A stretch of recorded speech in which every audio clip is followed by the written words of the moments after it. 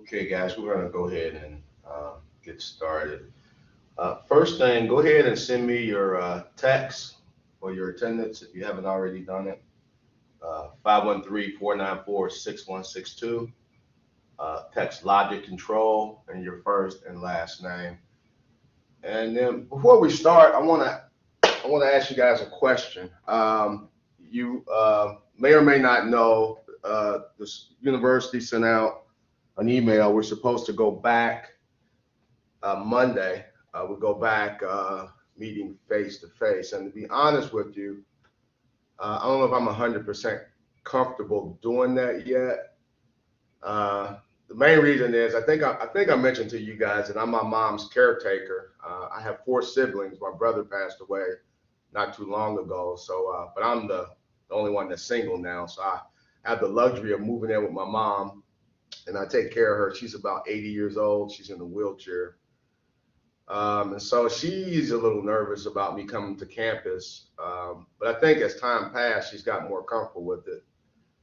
So I was just kind of dealing with this. I don't know really what I want to do. I'm thinking I might want to. Well, here's what I was thinking is I was going to check with the department to see if I can continue doing this class remotely for a few more weeks, at least until the weather breaks. And I don't know how that will work out, but what I want to do is kind of get you some input from you guys.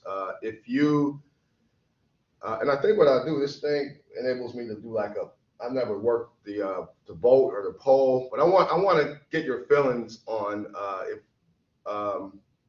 how you would feel about if we kept doing this remote thing for a few more weeks.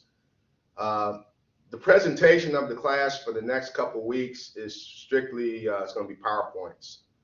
So I'll be displaying PowerPoints, not the whole semester, but for the next couple of weeks. We're talking about PLC hardware. We'll talk about the way you program a PLC, and that's pretty much just presentation of PLC of PowerPoint slides, which kind of lends itself very well to doing the remote thing. But I want to get your feedback. If you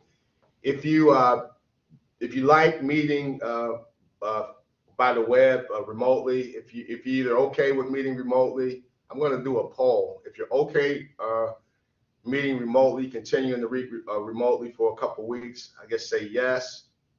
If you're neutral, doesn't matter either way to you, say yes.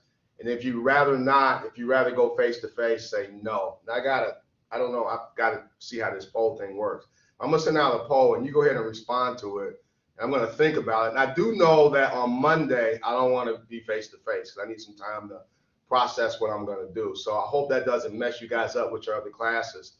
If you're face to face and have to go over to a computer I don't know if you have a class before me or not. This is probably your first class, but you'll be face to face Monday or the web Monday and have to go to a face to face class. But definitely Monday, I don't want to meet face to face. So if we do meet face to face, we'll start Wednesday. But I want to get some input from you guys, and if everybody's okay with continuing the online thing, then we'll just continue that for a while. And if you say no, I'd rather meet face to face, then we'll probably set it up for Wednesday. But let me get some feedback from you guys. Let me just look at this poll feature to see how do I work this thing.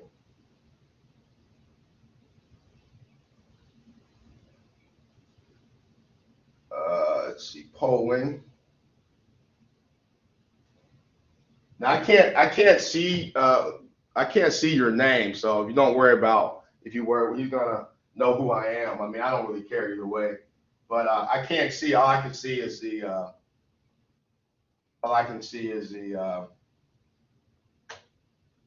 don't know how to start this thing.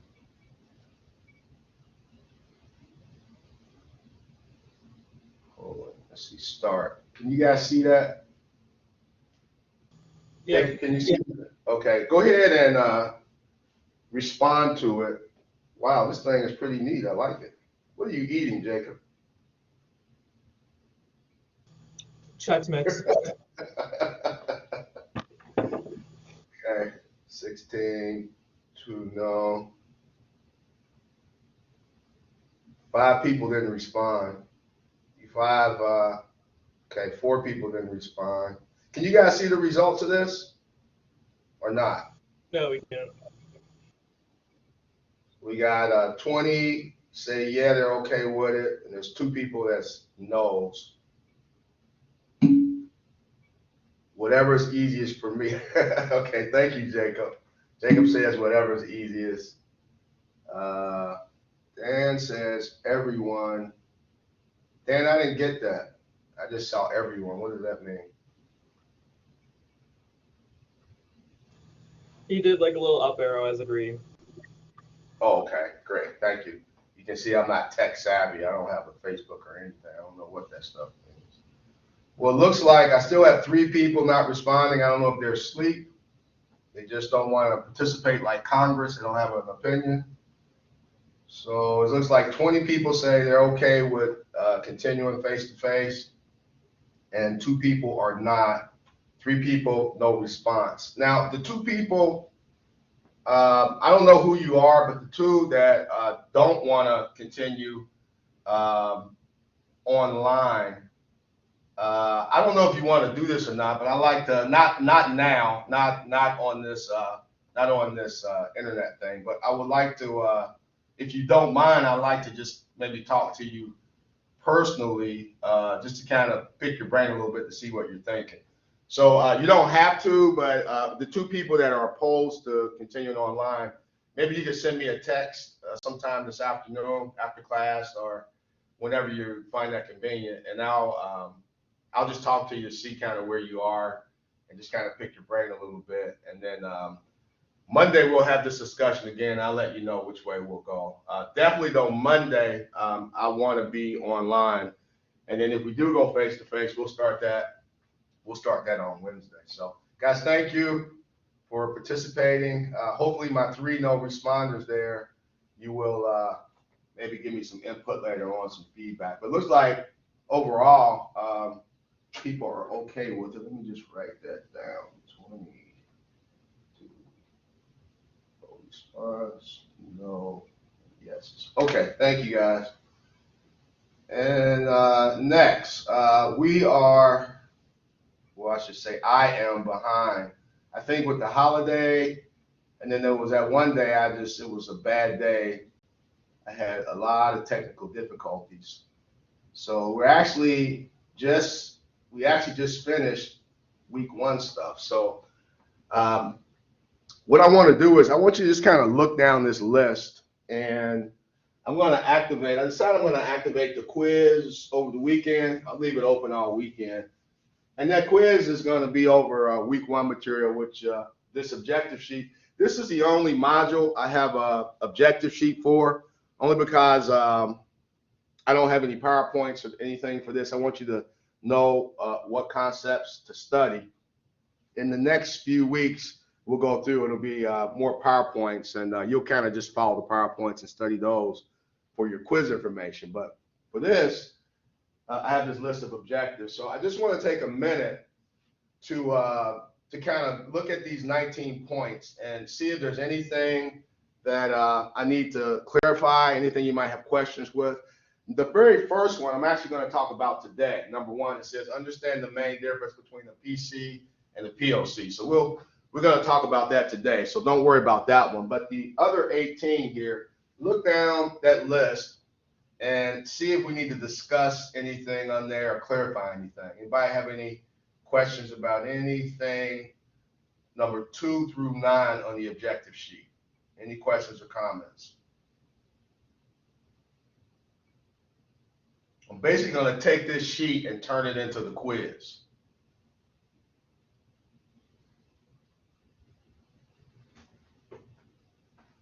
And then there's these terms at the bottom. You want to make sure you're familiar with these terms. Now, one of these we didn't talk about. This right here, this one, the gate. Don't worry about that one. I'm not going to ask about that one. We'll get to that later. But I think everything else down here, these key terms, I think we've talked about that. So look at the key terms. Look at these points, number through 19. Anybody have any questions over any of this? Going once, going twice. One quick, general question. I was just wondering, you have on the Canvas like a link that says past lectures. Do you know, are you going to activate those eventually, like the first couple lectures? Are those going to be posted on Canvas? Yeah. Actually, I can do that now. What that is, I think going back, I don't know when we started this COVID. Can you guys see me? Let me get out of this. I'm looking at the camera. You can't see me, I don't think. So what that is since we've been doing COVID, I've recorded the lectures over the various semesters, and I actually recorded, record the ones for you guys. So I have all that past stuff, and it kind of works nice. Let's say we did decide to continue the online delivery of the lecture. Then I would just go in, and each week I upload a video to it. It's a YouTube channel where I have a bunch of material up there, circuit analysis stuff, a bunch, not just for your class, but for other classes that I teach or taught. So I can activate that at any time. I can activate that over the weekend for you. Actually, I kind of forgot about that, so I'm glad you mentioned it. So I do have, and if you dig into that, honestly, if you dig into it, once you go to the YouTube, if you dig into it, you'll see the whole course there. So answer your question, yeah, I'll go ahead and activate that this weekend. I guess what I'll do is, since we have everything, I don't know if I want to give, well, yeah, I'll give you the videos that we made, but you know how to dig into YouTube and find the other stuff if you want to. So yeah, I'll do that. I'll do that this weekend. I'll write myself a note. Anybody else have a question? That's a good question. Activate past video link. Is that it? Well, you guys are easy crowd to please. All right, well, as I said, I want to get into talking about PLC hardware. So we spent the first week basically understanding digital and computer concepts, because as you'll find out, and probably already know, the PLC is a digital device. Matter of fact, really all the PLC is a computer. It's a computer specialized to do a certain thing. That thing it does is control, but it's just a computer. So I want to dig into that, and this will go a couple of lectures. And I think you'll find, I know some of you already, a couple of people I talked to already work with PLCs, but I think you'll find just kind of understanding what's going on under the hood when you actually program it. I think you'll appreciate a little bit more what's going on when you program it, and I think that makes you a better programmer.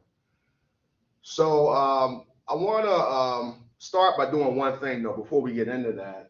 Remember when we talked about, this was the first week of class, remember when we talked about logic? We talked about and, or, not logic, and I told you that that's really the basis of everything we're going to do for control. Everything is based on that and or not logic, and you can build bigger logic circuits with that to make more complex decisions. But we started with one logic function called the and function, and logic. And then to implement that kind of control, it was like really easy. What we had was you had to have a power supply, and I drew a battery. I drew a DC supply.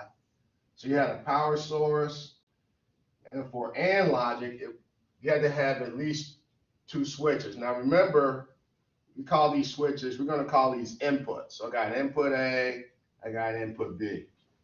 And so then I have something I want to control, and I think when we introduced this circuit, it was just a lamp, a simple lamp. So we called that output X.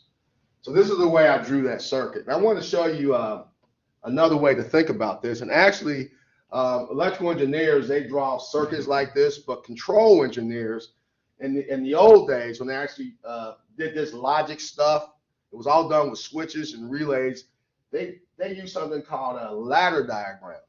And I'm going to show you an example of that. Depending on whether we go face to face, I'll display it. I may give it to you kind of as a quiz. I'll show you one of those. But I want to rethink the way we do this. So instead of me drawing a simple series circuit like that, imagine I have two kind of thick wires. I got a wire here.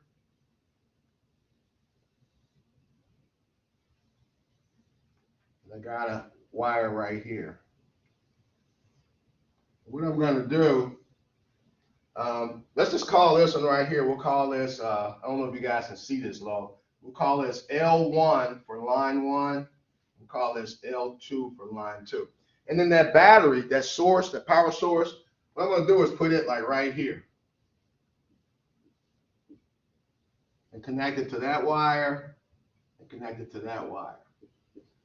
Now, this battery, that power source, you see this symbol, you know that's DC. But you can also have an AC power source, and the way you would draw it, you wouldn't draw it like that. That's a battery. The way you draw an AC power source is like that. So the power I'm going to put across this circuit I'm drawing, it could either be DC or it can be AC. It doesn't really matter. It just depends on the device. So I have these two wires. I'm going to connect my power source across the top of it like that. I'll call line 1 and line 2. And then what I'm going to do, those switches that I talked about, I'm going to put them in here like this. I'm going to take that first switch, which I'm going to call input A. I'm going to put there. The second switch, input B. And then the lamp, I'm going to put there. We'll call that output X. Okay, and then I'm going to connect it to this wire and this wire. So you can see it's really kind of the same thing I had before, but I just had these vertical wires. So now just imagine the power source there. I'm going to take it away, but it's still there. Let's say I hit that battery, and all you can see is that part right there. So my line 1 right here, that was my positive terminal of the battery, and the line 2 right there was my negative terminal. So this is the way we're going to show a control circuit, and this is called a ladder diagram. A ladder diagram.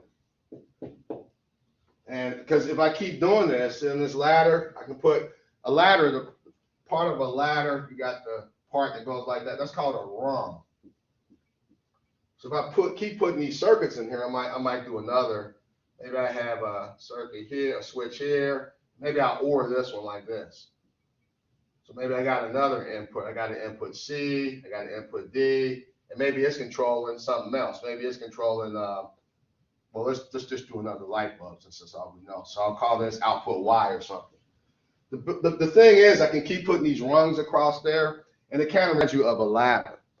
And so in the old days, before PLCs, this is the way the logic was done. Hold on a second, guys. I don't know if I told you, but I'm in a lab, and there's the lights go off automatically. There's a motion thing over there, and it doesn't pick me up. Did somebody say something? Oh, I don't know what that was. Okay, so do you guys follow this? So this is a ladder diagram, and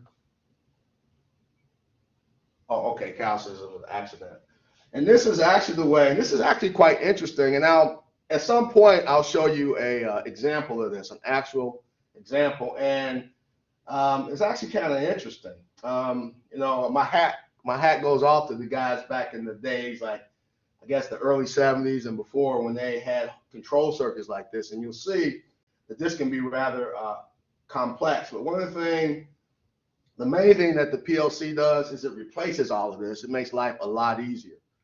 So I want to talk about that, but as we go through the course, instead of me drawing circuits like series circuits and parallel, I'm going to show them more like this. And eventually we're going to get in here, and we're not going to use these switches, because really what they do, they use it, you know, later on in the evolution of control circuits, they went from using physical switches to relay contacts to now all this is done in software.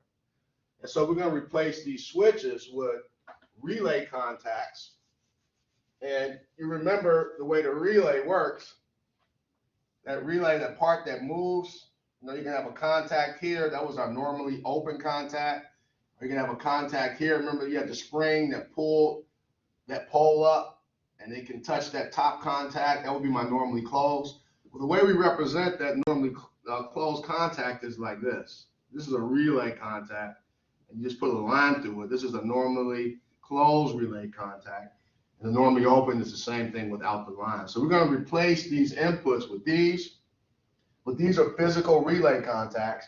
Well, then you're going to say, all right, I want to get rid of the hardware, the relay contacts. I want to get rid of that altogether, and I'm going to use basically instructions from the programming language you're going to use to replace these relay contacts. And so all this will be done in software. We'll get to that later on. So the PLC, you read that history of the PLC, I guess, from homework 1. And they actually, when they first came out with the PLC, they called it a programmable controller. They call it a PC.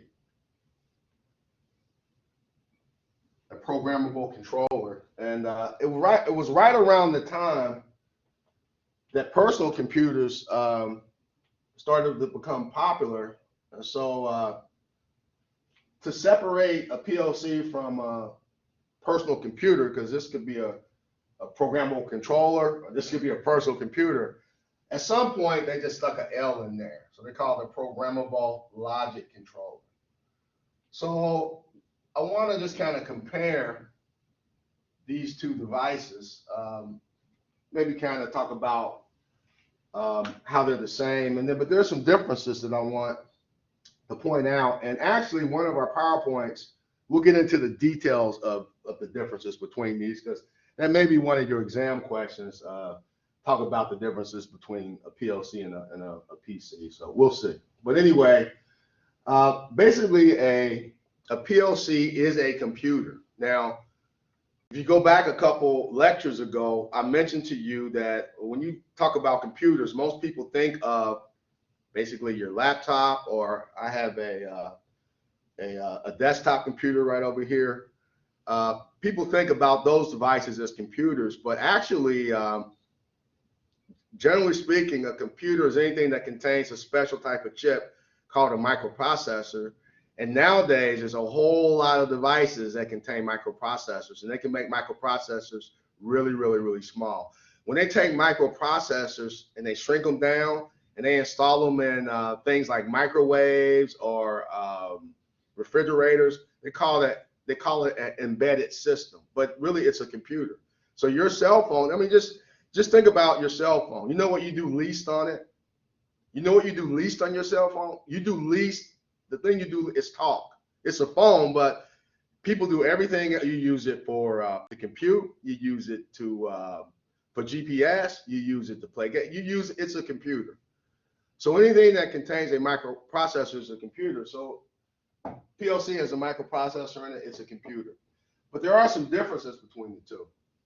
When I say computer, though, to qualify as a computer, there's some really general things a digital device has to qualify as a computer. Has to have a way of, now technically in computer science, it's the difference between data and information.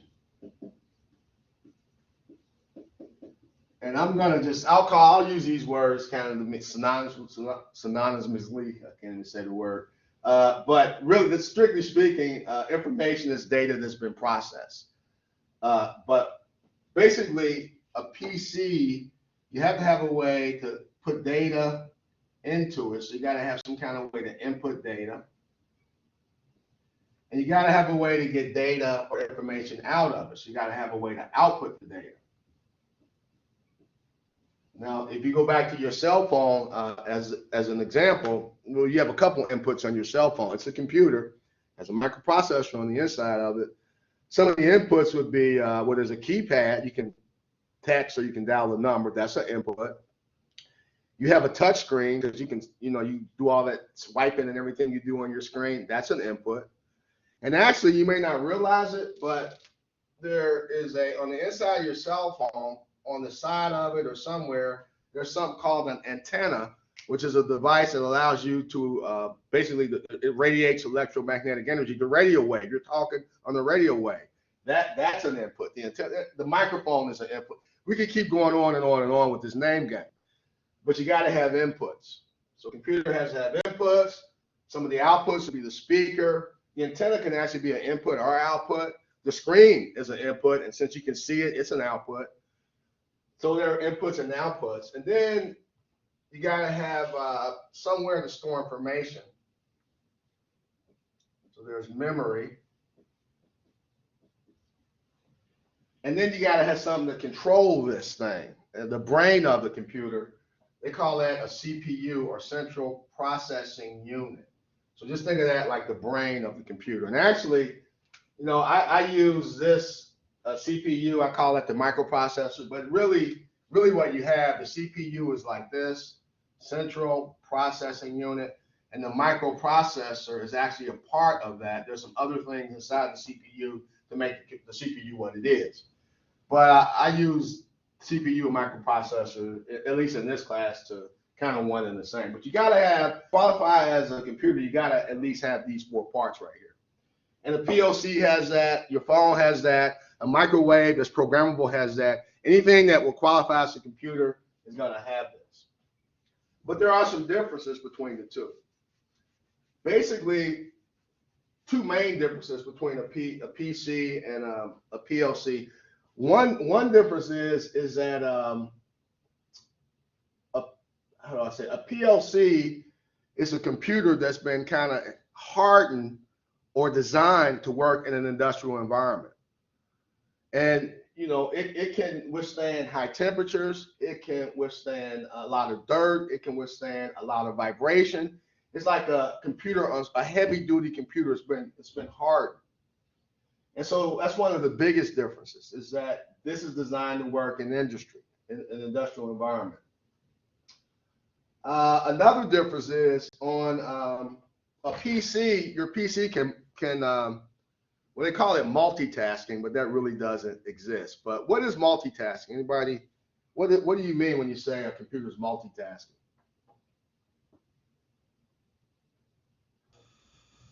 Like it's doing multiple functions at the same time, like loading a web page or opening an app. Yeah. So really, there's no such thing as multitasking, but the way these computers are designed, they give you the appearance of it being multitasking. So really, even if you just turn your computer on, you're not doing anything, and this is the same for your cell phone, there's still software running. It's running, the operating system's running. And then once you start opening stuff up, you might open Microsoft Word. You might, at the same time while that's up, have a web page up, maybe another screen where you're playing a game. It gives the appearance of doing many things at once. You can go from one to the other with the click of a mouse, and there's stuff even running in the background. Well, over here, a PLC pretty much just runs one program at a time, just one program, kind of based on that control circuit I showed you earlier. But it's designed to do it really, really, really, really well. And so it does that really well.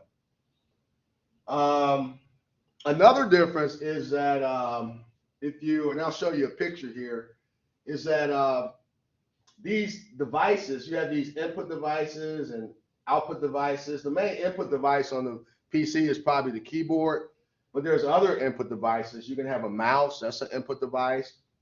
You can have a touch screen, that's an input device. So you have various input devices. But with a PLC, the input device normally doesn't stay connected to the PLC.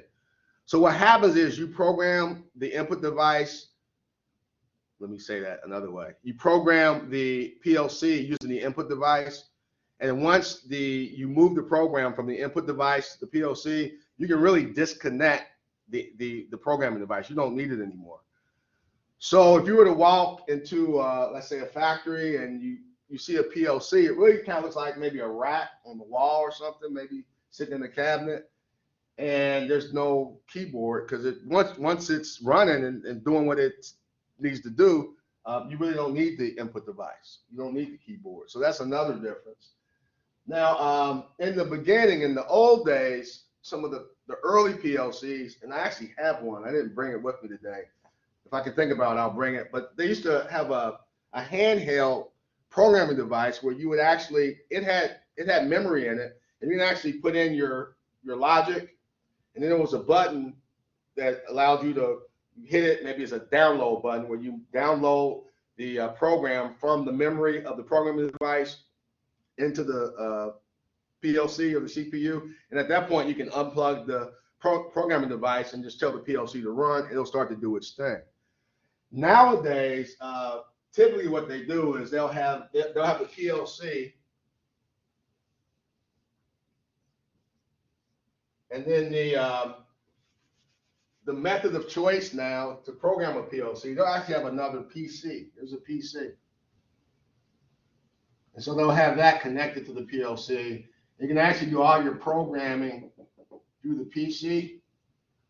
And once you get your program into the PC, if you wanted to disconnect that line, you could. So this now, I think, nowadays, that's the main method. Because, I mean, if you think about it, you got big screens, you got color screens. So this is a really good way to get that program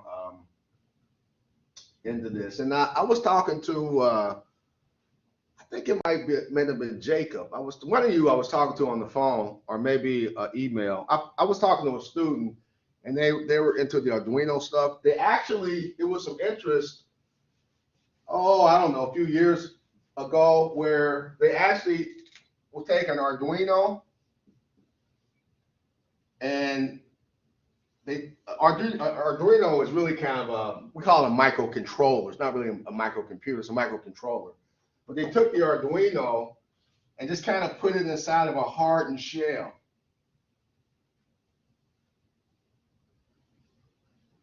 And they actually use this kind of as a PLC. So, I don't know, maybe a few years ago there was some interest in this. And if you YouTube that, you'll probably find some information. I think the interest in this is starting to resurface, where you can have the heart of this box as an Arduino or some similar device, because this is something that a hobbyist would use, and it's really, really, really easy to program, really, really easy to use. So that's another interesting thing that I think they used to play around with, and I think you'll see more of that. And that's more of a hobbyist thing. So let me show you a picture. Now, I know some of you, I've talked to a couple students, I know some of you work with PLCs in your co-op, or I talked to one person, they actually do this for a living. Here's a picture of a PLC. Now, when we were face to face, I actually have a really old PLC that I would bring in, and I would show it, kind of like show and tell. Since COVID, I just got a picture of this PLC, and look at how it looks, though. It has these. Let me go away from this for a second, because there's really two things you can have here with a PLC. Sometimes you'll have just a box.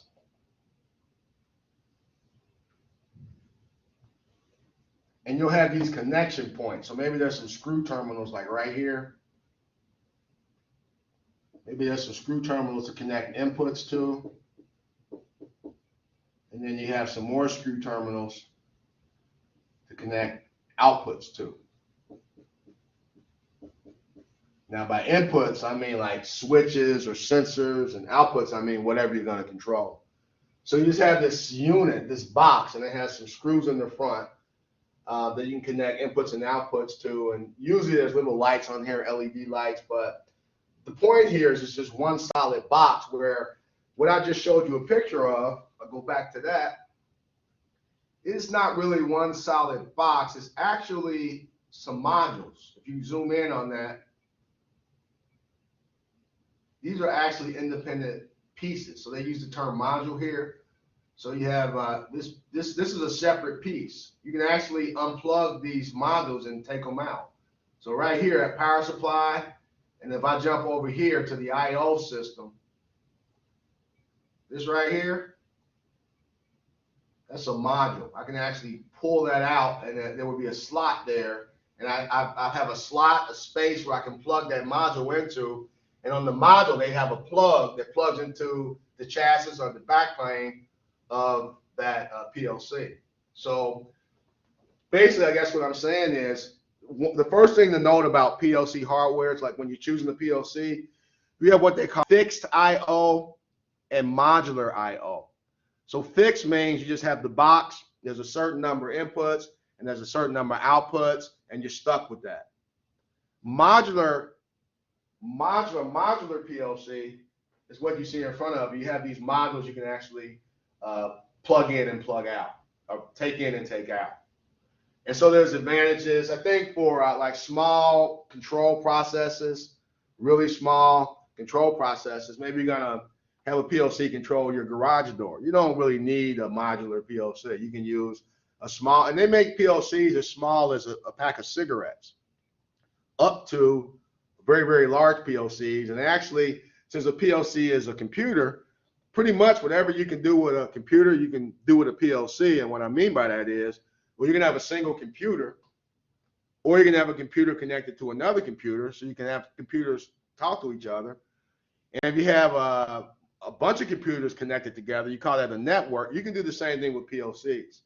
So there's different ways you can structure depending on what the process, how complicated it is that you're trying to control. You can have. There's a lot of ways, hierarchies we'll call it, that you can connect these PLCs together. But the point I want to make is that these modules, you can look at these modules, and we'll actually, as we go through the discussion, talking about hardware, this is kind of what we want to talk about. We're going to break down these sections and talk about we'll actually talk about each of these. We'll talk about the IO section, we'll dig into that. We'll talk about the power supply, the controller, the actual CPU is in this box, and you really can't see it from here, but these IO modules, they have doors on the front of them that actually open up, and then there's a way to connect some kind of device to the input module, to the output module.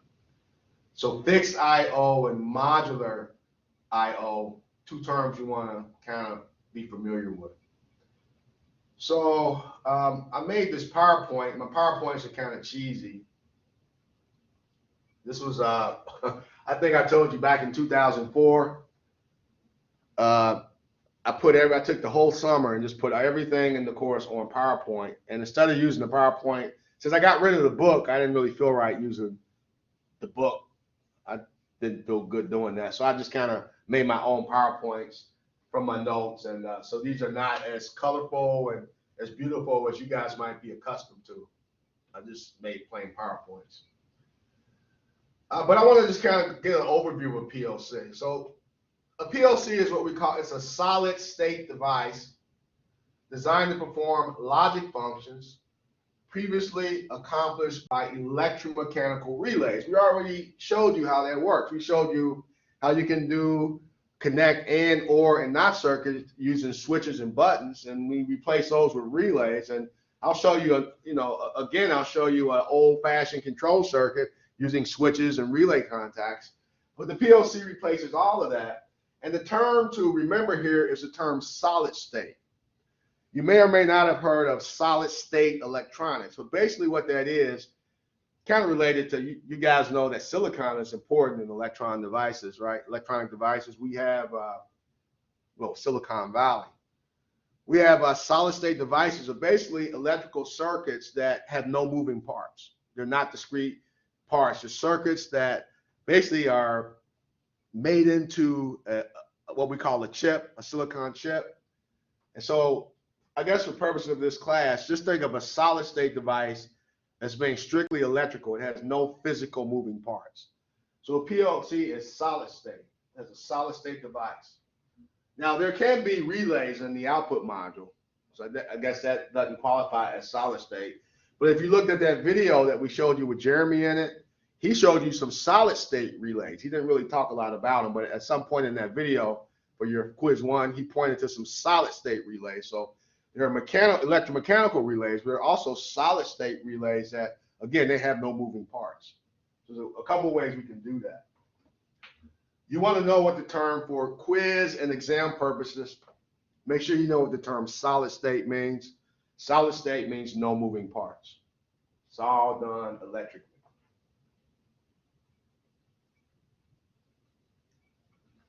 PLC can perform, these are some of the tasks they can do more than this, but the main tasks, relay switching, turning things on and off.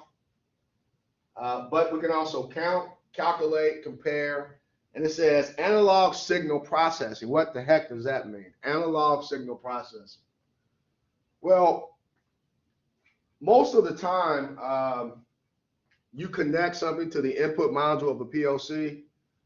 It's what we call a discrete device. And by discrete, what I mean is it can be in one state or another. So most input modules, most of the time on most PLCs, are discrete input modules. So what I mean, you may have that screw terminal that I pointed out on the input module that you have a wire connected to, which is connected to a switch or a button. Well, that switch or button, it can either be open or closed. So that's what I mean by discrete. So most of the time, that's what you have, but not all of the time.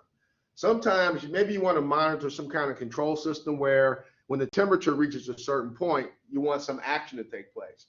Or when the pressure reaches a certain point, you want some action to take place. Or at a certain time, you want an action to take place. Well, temperature, time, pressure, as you know, those are all analog values. So you can't connect that directly to the input of a PLC because it wants discrete or digital values.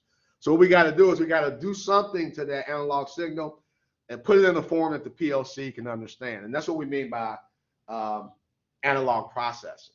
That and some other stuff like signal conditioning, but mainly we got to take an analog signal or a copy of an analog quantity and we got to change it to a digital quantity. And that's a process, as you know.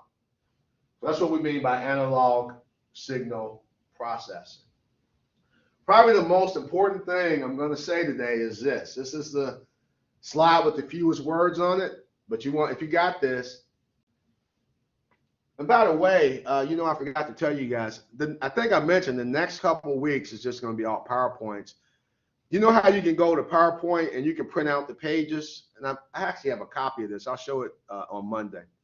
But you can print out those note pages where you have maybe 6 or 3 slides to a page. What I usually tell students to do is print out 3 slides to a page, and then over on the right side of it, the 3 slides are on the left, and on the right side of it, you have those lines you can take notes. That's a really, really good way to study.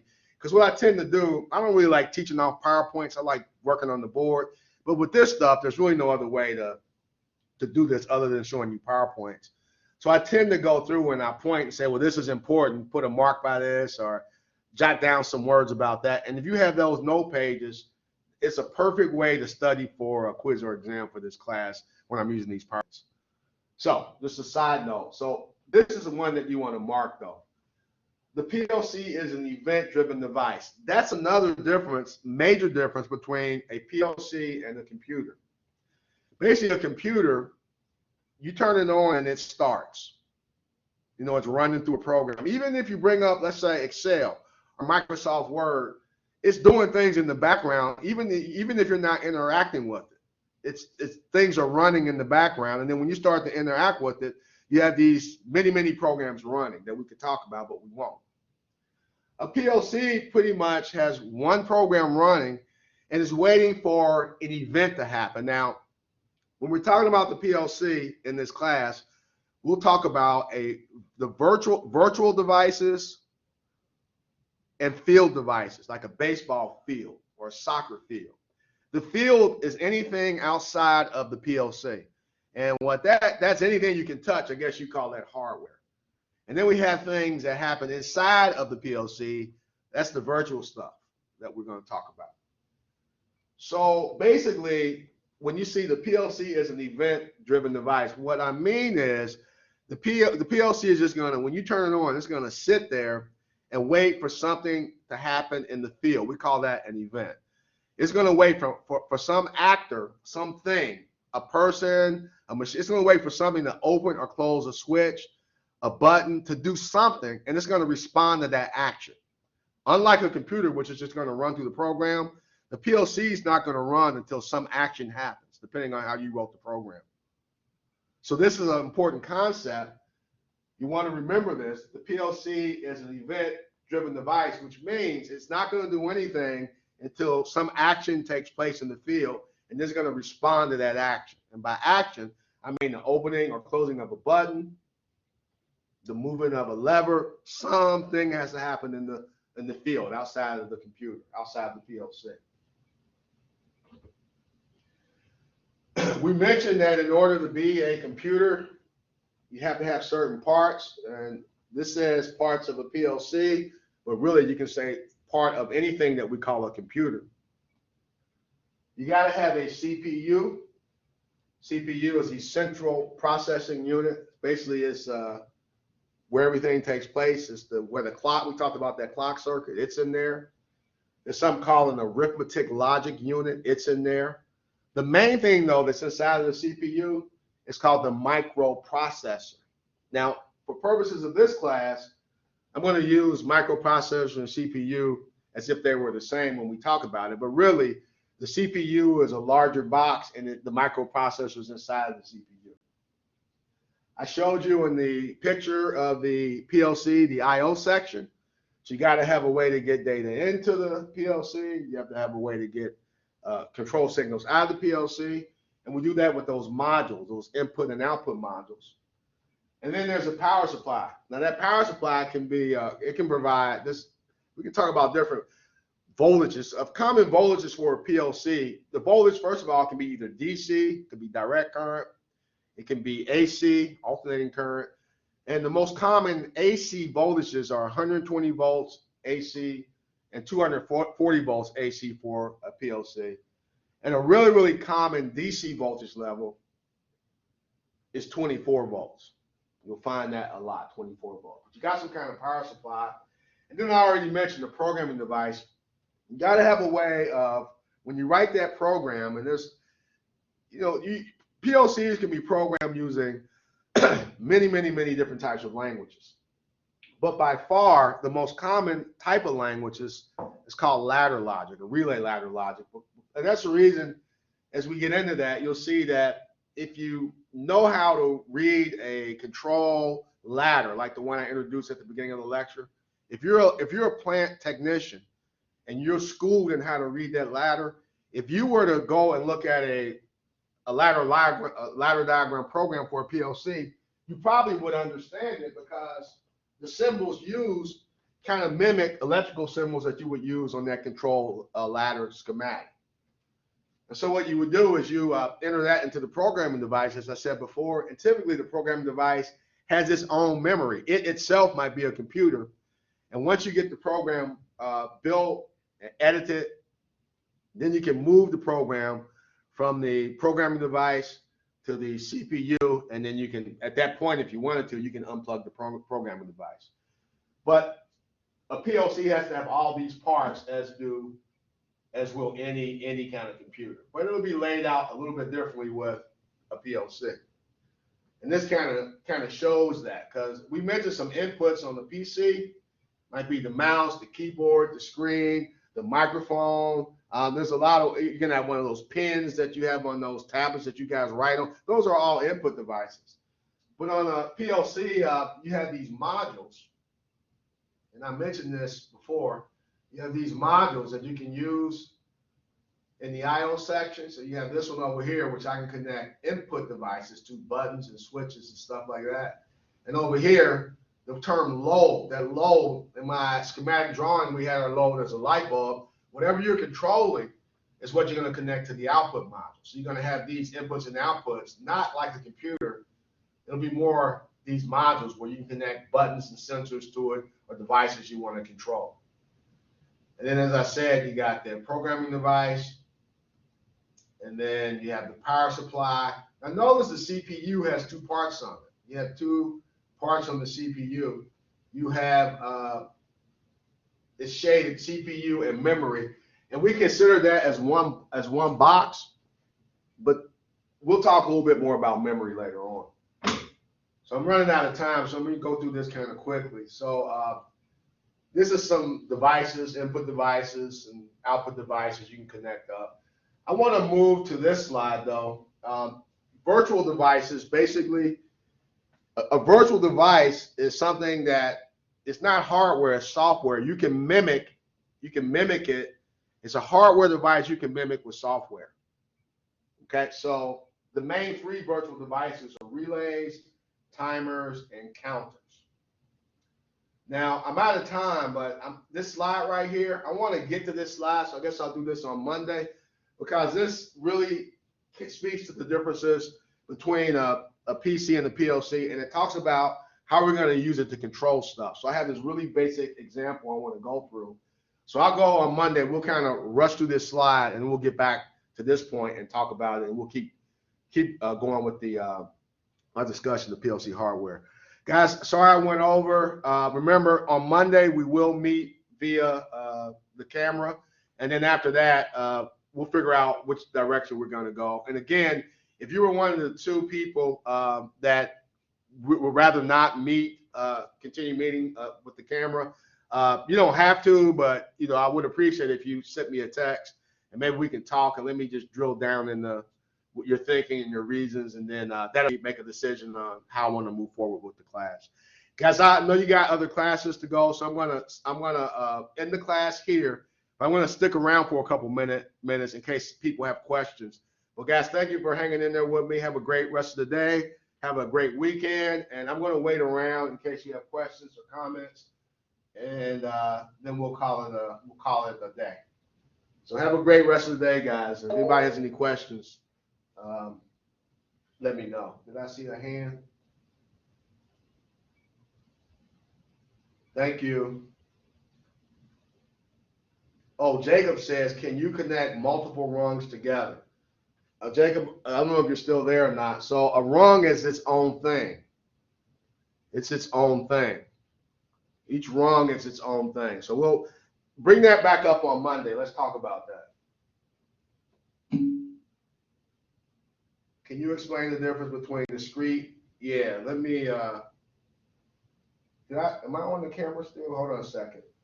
Yeah, I think I'm still. Peyton, if you got a second, I can do it real fast. I don't want to make you late for your class, but there's most of the time what we're going to do in the PLC, you'll have the input module. This is your input module. Okay, and you'll have those screw terminals.